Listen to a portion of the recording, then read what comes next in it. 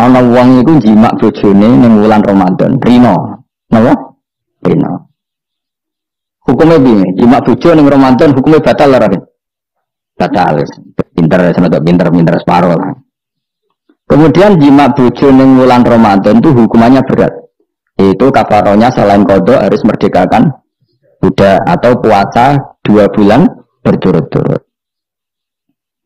Kalau ndak memberi makan orang 60 orang miskin, satu miskin itu orang satu mud. Pokoknya berat hukumannya. Disebut tidak kubur. Lalu menurut Imam Syafi'i, pelanggaran dengan sanksi seberat itu adalah hanya untuk jima.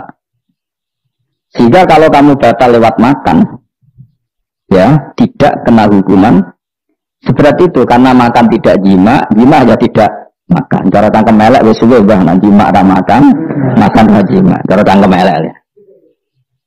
Mergo jima dianggap terlalu seru, meskipun halal dianggap seru. Kayak kurang ajar poso-poso batal demi jima bojone. Ya tentu iki contoh bojo ayu wis ora kepikiran sih. Ya coba moso lho Gus, ngempet sedina ra kowe bojomu elek dadi ra bayang. Kowe kok coba nambah awakmu to. Iki bayangno iku wong Arab mangane daging, ki mangane mendoan. Mendoan tempe apa sing tahu apa bacem tahu susur terus apa jaga terong yo mesti subhanallah ora iso dikiasno.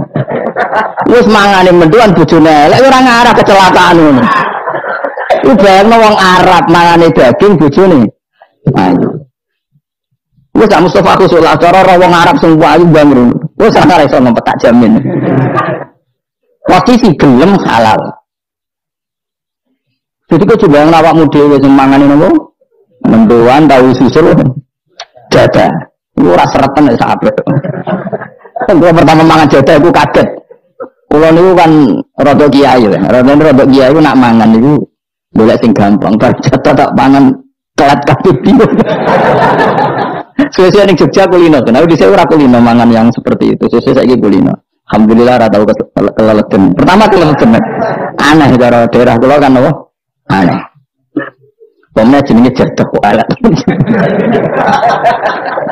Ya apa maknane jadah? Jenenge tok sing elek, rasane enak. Maksudnya jadah ketan sing enak ora mbok terusno. Terus zaman hot kan bahaya nek gak diterangno detail. Makna tenan iki tak latih alim ya, mergo ilmu barokah. Kula untuk barokah ulama-ulama sing mun kapundhut maupun sing ijek sugeng. Kemana? Sehingga dari Imam Syafi'i ya jima itu tidak makan itu tidak jima. Oke, kita setuju. Karena jima itu dianggap terlalu serem. Napa? Ya serem misalnya ngene, iku mertamu gone rugen, terus mangan segone kan normal, terus pamit. Kan nilai kamar aku jima bojoku. Kurang ajar ta. Kamu ini kurang ajar ta. Iku kurang ajar. Tapi cara pikiran Imam Malik, ini mazhab Maliki.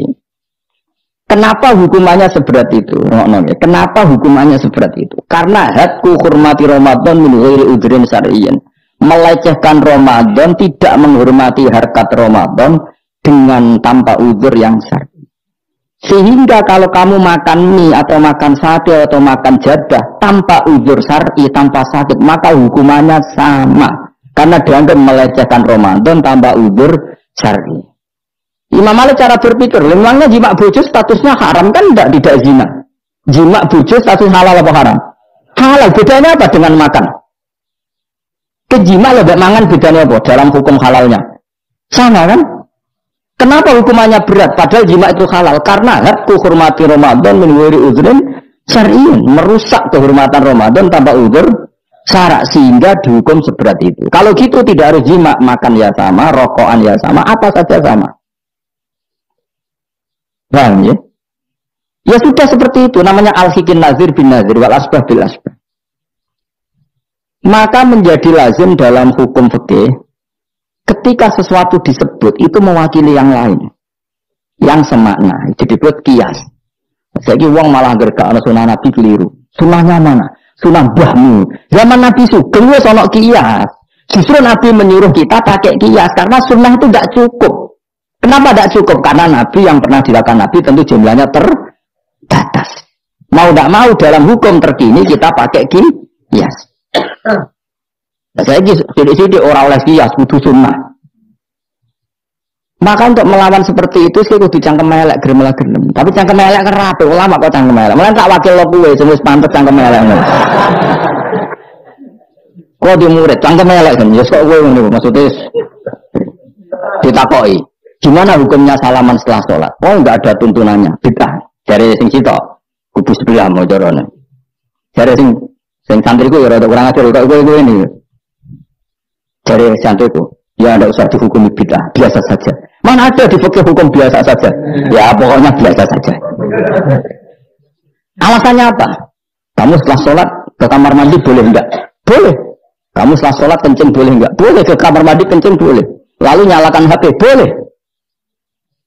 Nah kenapa kalau salaman enggak boleh? Bedanya apa dengan nyalakan HP? Waduh cangkem elek. Iya cerita cangkem elek. Maksudnya itu akhirnya satu-satu ya satu-satu. Lah kula sebagai kecelok wong alim do takok aku, dua-duanya takok. Cara jenengan sepundi? Padha nganggur ya. Lah kok saged Gus? Ning dinggon argumentasi hukum kok ketemu pangeran debat, dan pangeran sing mutusno. Karena niku sepodo lucune. Padha lucune lho padha nganggur debat ngono lha opo? Nek wong parek pangeran, bar salat nguyu timbang nguyu nang masjid. Sing kepengen salaman dia monggo salaman, ora mbek wong ayu mbek Rugen Mustofa ndak apa sahabat monggo to. Ya monggo. Sapi jagungan dia monggo biasa wae. Sementing nak bersolat bersalam wis aja salat meneh, engko salat gak dia. Jadi dulu Nabi malah nak bersolat mesti omong-omongan. Mergo kesunatane memisah salat fardu dan salat sunat. Maka lakukan sesuatu, di antaranya merubah tempat duduk atau ngendikan. Jadi dulu itu enggak terikat. Nah iya, menurut jenenge kias. Kalau kamu bersolat, boleh enggak kamu setelah sholat nyalakan HP? Ya boleh. Boleh enggak setelah sholat nge-SMS orang? Ya boleh. Kok enggak dihukumi bid'ah? Kenapa salaman tok yang tersangka? Nah itu kias. Tapi kalau terus ini berhubung sama-sama enggak ada dalil. Milih yang enggak salaman. Tepaan pinggirnya kira cocok. Ya, tapi ada orang jujur. Yang ini enak cocok salaman, ala cocok rasa. Malah angel meneh kan hukum ngono kan. Tapi susahnya apa sih kita tidak ngomong seperti itu? Sing salaman yo keben ini alam demokrasi. Sing ra salaman yo keben biasa. Wong bar salat itu perintah pangeran eling pangeran. Ya sudah. Ana sing eling pangeran lewat salaman, ketemu wong mukmin. Ana sing carane eling pangeran nduwi terus maca tasbih. Ana sing nganggo tasbih bid'ah, nganggo drijine. Ya monggo sing penting aja misoi wong. Susah ya apa sih? Waras sidik nih, maksudnya ilmiah sidik. Nah sekarang saya tak beda, itu saya ini mazhab Maliki apa Hambali, apa Syafi'i, mau bedean nih. Maka terus diputuskan kalau nggak ada sunnah Rasul maka al-hikin nazir bin nazir, hukum sing mirip-mirip. Sekarang begini misalnya contohnya, saya berkali-kali cerita ini anekdot tapi nyata. Ada seorang alumni penggaweane nabok ibu Juni, nabok itu kan dengan tangan, nabok dalam bahasa Jawa dengan tangan kan. Barang dia ini dilapuri, karena kan jogeman nabok ibu Juni. Gang Romulan bojone Rugen lapor aku, Gus tak niki mboten naboki, nyabuki. Karena Rugen tak coba, kok sik nyabuki piye? Jare sing haram naboki, Gus. Sakniki tak oleh nyabuki. Terus aku mending ngene, yo aja nyabuki. Gang Romulan bojone lapor, sakniki ngidoni. Hanya karena terjebak tekstual, apa? Tekstual. Berhubung naboi tidak nyadui, kalau naboi haram, nyadui mesti haram. Itu terjebak apa? Tekstual. Coba kalau dia waras sedikit, makna haram naboi itu menyakiti. Saya ulang lagi, makna haram naboi itu, maka nyadui juga sama, ngidoni juga sama, lembar orang itu utang-utang tonggo ya sama, karena itu sakit loh perempuan utang-utang. Pemilih di cerdas ngono, terus bertakoi, sunnah rasulnya mana? Baru saya. Lu malah nak pengiran ngendikan dengan tua mau fala taqul lahuma uffin. Jangan katakan hus, terus itu mending jancuk bapak. Loh, kok mending jancuk? Kan tidak uffin. Waras orang ngomong semene. Ya semene ora lah. Maka sebetulnya zaman Nabi itu sudah ngendikan al-hikin nazir Benar deh. Sehingga kalau orang tua haram dikatakan hus, maknanya haram bisa itu yang maknanya sejenis maka sah. Nah. Jadi mulai dulu kias itu ada, meskipun ya tentu jangan kebablasan. Misalnya yang tanpa ilmu itu kias yang kebablasan.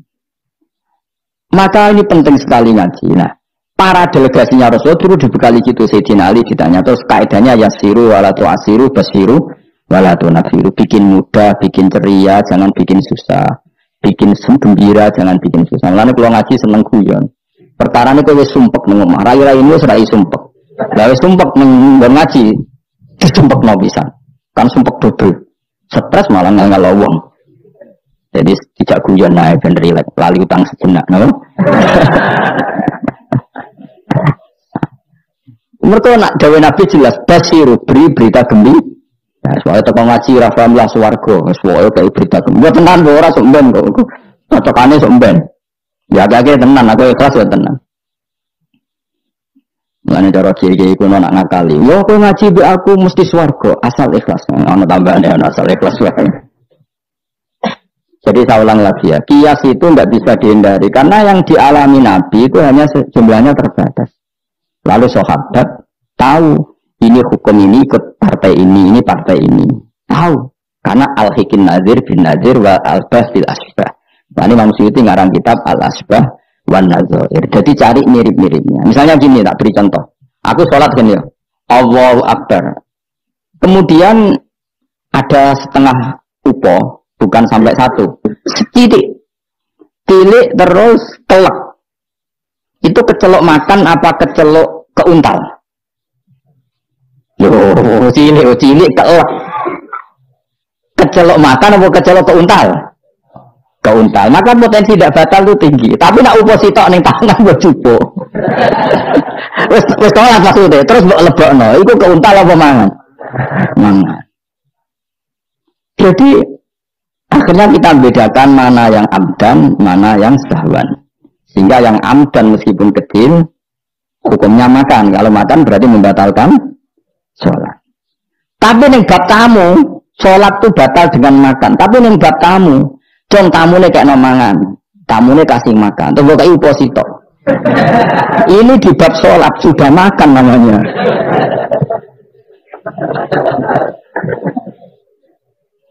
Paham ya? Neng bab sholat, neng darani mangan batal lu saupo apa kudu sak piring? Saupo. Nang bab nyudahi tamu, sak piring apa saupo?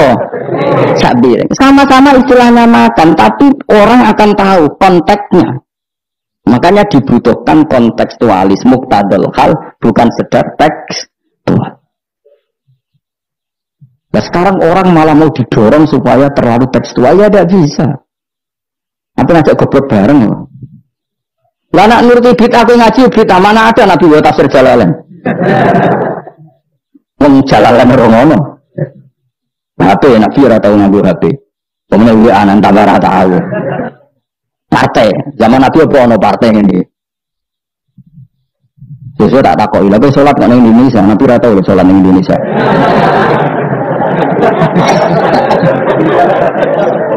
Malah panjang kan kalau diterus-teruskan. Maka kita hanya ngambil Nabi itu sholat itu sujud yang Allah Subhanahu.